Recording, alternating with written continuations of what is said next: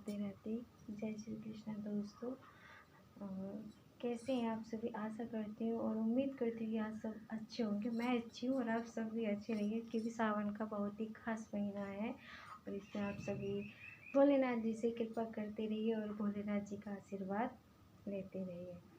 तो दोस्तों, सावन का महीना बहुत ही खास और पावन महीना होता है, जिसमें भोलेनाथ की कृपा हम सब पर होती है और हम सुहागिनों के लिए, और सावन के महीने में हम सुहागिनों को हरी चूड़ियाँ पहननी चाहिए, क्योंकि सावन के महीने में हरी चूड़ी पहनने से, हरे वस्त्र धारण करने से भोलेनाथ जी बहुत प्रसन्न होते हैं। और सावन के महीने में जब हमारे चारों तरफ खेतों में पेड़ पौधे पे चारों तरफ हरियाली होती है, तो दोस्तों इतना अच्छा लगता है कि बहुत अच्छा लगता है। चारों तरफ हरियाली हरियाली होती है दोस्तों। मुझे तो कसम से ये महीना इतना अच्छा लगता है कि साल भर में 12 महीने होते हैं, 12 महीने में सबसे अच्छा महीना यही महीना लगता है सावन का, जो चारों तरफ हरियाली होती है और हमें भोलेनाथ की पूजा आराधना करने का मौका मिलता है। और हम पूजा आराधना पूरे महीने करते हैं और खूब दिल से करते हैं, ध्यान से करते हैं, और जो मांगते हैं भोलेनाथ जी से, भोलेनाथ जी वो हमें देते हैं, क्योंकि भोलेनाथ जी का नाम भोले जी वैसे ही नहीं रहते। तो दोस्तों, सावन के महीने में भी जब माँ पार्वती ने तप करा था, पूजा करी थी, तो तभी तो भोलेनाथ जी को पाए थे, क्योंकि उन्हें सावन के महीने में पूजा करी थी, भोलेनाथ को पाया प्राप्त। तो दोस्तों, कहते हैं सावन के महीने में भोलेनाथ जी पर हमें बेलपत्र चढ़ाना चाहिए और भांग, भोलेनाथ जी को भांग बहुत प्रिय होती है, उनको भांग भी चढ़ाना चाहिए, और एक धतूरा होता है, धतूरा भी चढ़ाना चाहिए, जिससे हमारी मनोकामनाएं पूर्ण होती हैं। तो धतूरे के साथ साथ भोलेनाथ जी को चावल का एक दाना चढ़ा दिया जाए तो हमारी हर इच्छा पूर्ण होती है, और हमारे घर में धन, लक्ष्मी, व्यापार, किसी भी चीज़ की दिक्कत हो तो वो भी हमारी पूर्ण करते हैं भोलेनाथ जी। तो दोस्तों, शिवलिंग पर जल चढ़ाने का भी अलग अलग वो होता है। तो दोस्तों, हमें शिवलिंग पे हमेशा देखो, ये हमारा हस्तकमल, भोलेनाथ जी का ये हस्तकमल है और ये शिवलिंग है और ये जलाधारी है।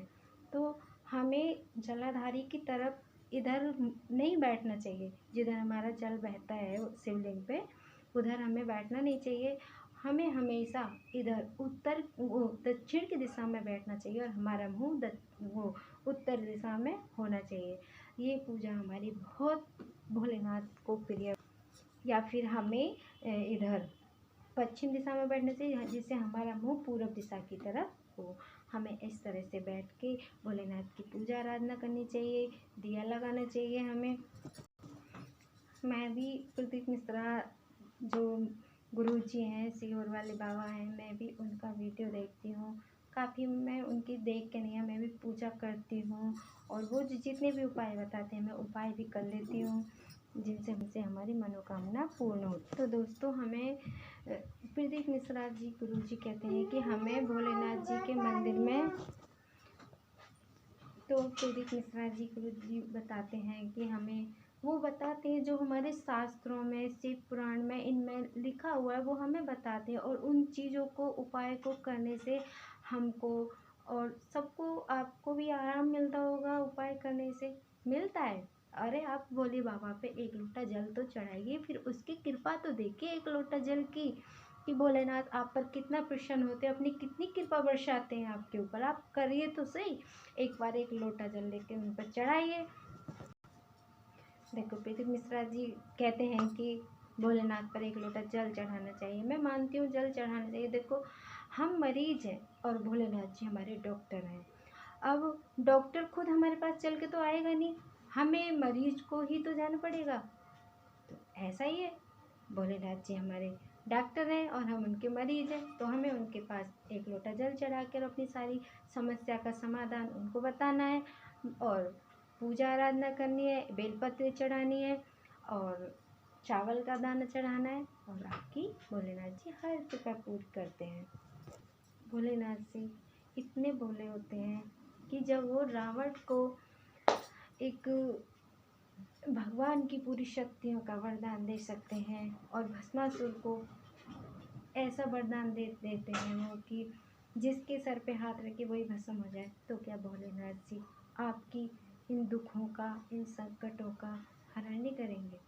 तो दोस्तों, आशा करती हूँ कि आप सभी को सावन के महीने में अपने जितने भी दुख और तकलीफ़ हैं सबको भोलेनाथ के मंदिर में जाके एक लोटा जल चढ़ा के भोलेनाथ से 2 मिनट शिवलिंग के सामने बैठ के बातें करके अपना दुख बताना चाहिए, जिससे हम बताएंगे जभी तो भोलेनाथ हमारी संकट को काटेंगे। हमें करना चाहिए। माफ़ कीजिएगा दोस्तों, मैं आज आप लोगों से बस बातें करती जा रही हूँ। तो दोस्तों, मैं ये कहना चाहती हूँ कि वीडियो को लास्ट तक देखें और स्किप ना करें। जो चैनल पर नए हैं वो सब्सक्राइब करें, लाइक करें और कमेंट करें। और सावन का महीना है दोस्तों, ये तो आप लोगों को पता है और मैंने काफ़ी देर से वीडियो में बता भी रही हूँ। तो दोस्तों, मैं ये कहना चाहती हूँ सावन का आज पहला सोमवार है और सोमवार के दिन हमें बेलपत्री के पेड़ के नीचे शाम को प्रदोष के समय एक घी का दीपक जलाना चाहिए, जिससे भोलेनाथ की कृपा हम पर बनी रहती है। और जिन लोगों को धन की दिक्कत होती है, लक्ष्मी की दिक्कत होती है, तो हर शुक्रवार को शाम को प्रदोष के समय बेलपत्री के पेड़ के नीचे एक घी का दिया लगाना चाहिए, क्योंकि शाम हर शुक्रवार को और शुक्रवार का दिन एक ऐसा दिन होता है जो लक्ष्मी माँ का होता है और बेलपत्री के पेड़ के नीचे माँ लक्ष्मी 7 दिन आती हैं और भोलेनाथ जी के उस बेलपत्र के नीचे झाड़ू लगाती हैं। तो दोस्तों, हमें भी लक्ष्मी प्राप्ति के लिए बेलपत्री के पेड़ के नीचे एक घी का दिया लगाना चाहिए और अपनी हर इच्छा को पूर्ण करना चाहिए। तो दोस्तों, मैं ये कहना चाहती हूँ दोस्तों कि सबसे पहले सुहागिन औरतों के लिए हमें हरी चूड़ियाँ पहननी चाहिए। हरी चूड़ियाँ पहननी चाहिए और हरी और लाल चूड़ी का हमें अपनी सास को, ननद को श्रृंगार भी देना चाहिए और चूड़ियों का भी दान करना चाहिए, क्योंकि माता पार्वती ने भी यही करा था।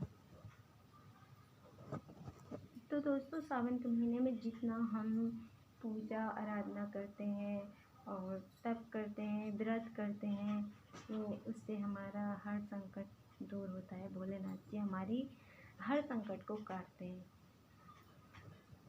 तो दोस्तों, मैं एक उपाय और बताना चाहती हूँ कि एक रुद्राक्ष लेना है और रुद्राक्ष को भोले का शिवलिंग होता है, उस शिवलिंग पर रख के एक लोटा जल चढ़ा के और उस जल को जिन बच्चों का पढ़ाई में मन नहीं लग रहा उन बच्चों को पिलाने से उनका मन पढ़ाई में अच्छे से लगता है और उनके नंबर भी अच्छे आते हैं।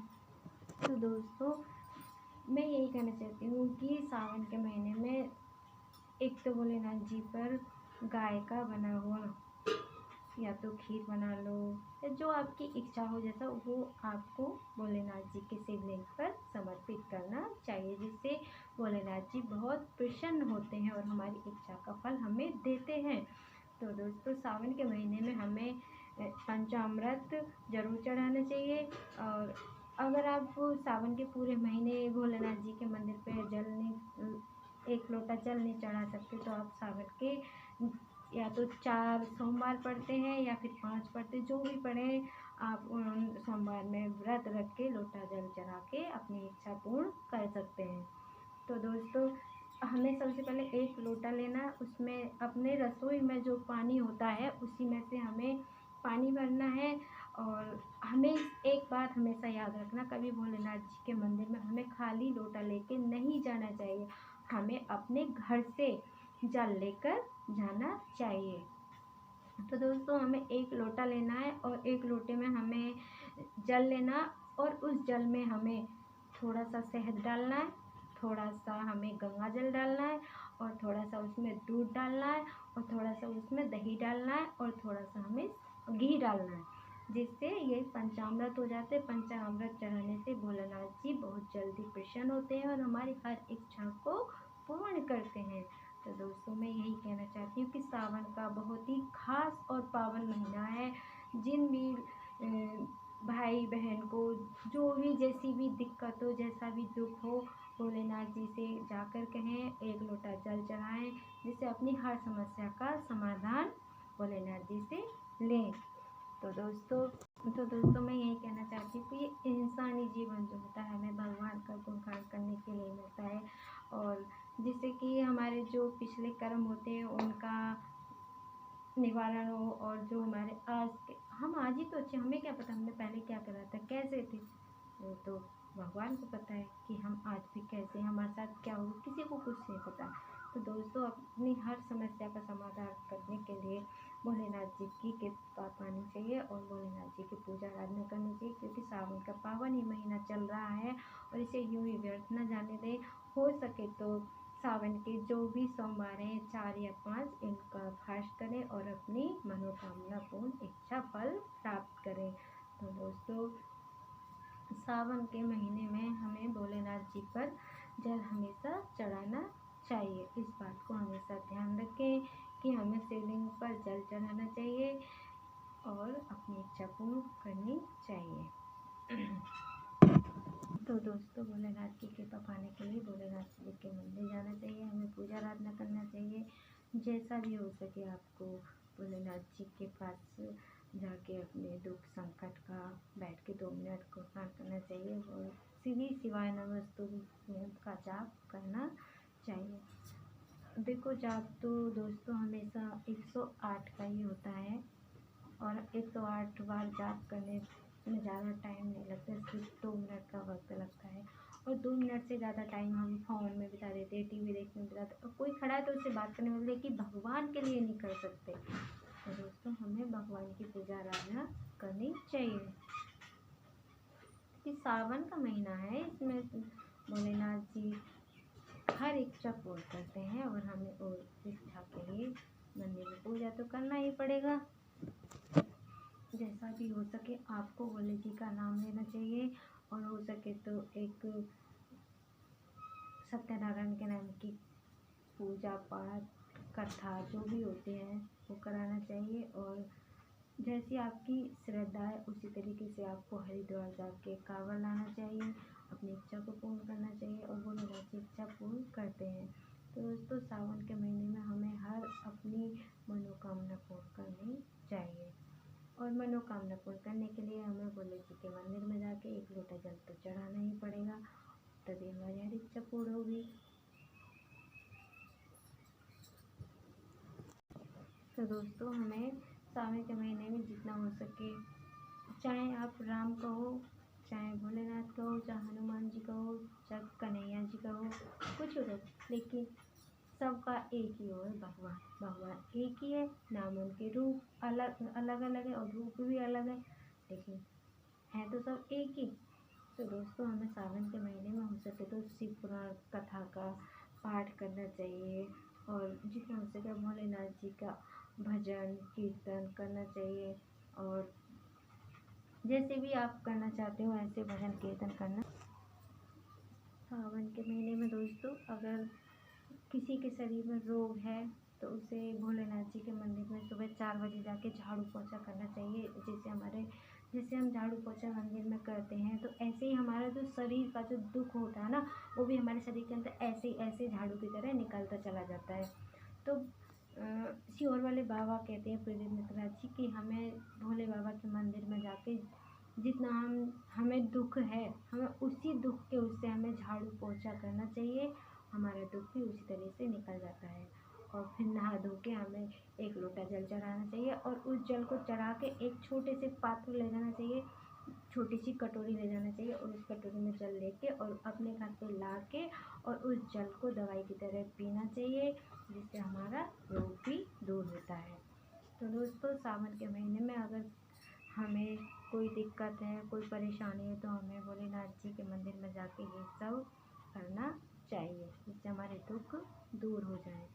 तो दोस्तों सावन का महीना बहुत ही खास और पवित्र महीना होता है, इसे यूं ही व्यर्थ न करें। प्लीज़ हाथ जोड़कर आप सभी से रिक्वेस्ट करती हूँ कि जो चैनल पर नए आए हैं वो चैनल को सब्सक्राइब करें और जो देख रहे हैं वो वीडियो को लाइक और कमेंट ज़रूर करें। तो दोस्तों आज के लिए बस इतना ही और ऐसा वीडियो बनाने के लिए फिर हम कल रहेंगे और राधे राधे, जय श्री कृष्ण। दोस्तों कैसे हैं आप सभी, मुझे कमेंट में बताइए। और आप सभी को पावन के पवित्र महीने की ढेर सारी शुभकामना। मेरे साथ बोलिए हर हर महादेव, हर हर महादेव, हर हर महादेव, बम बम बम, हर हर महादेव।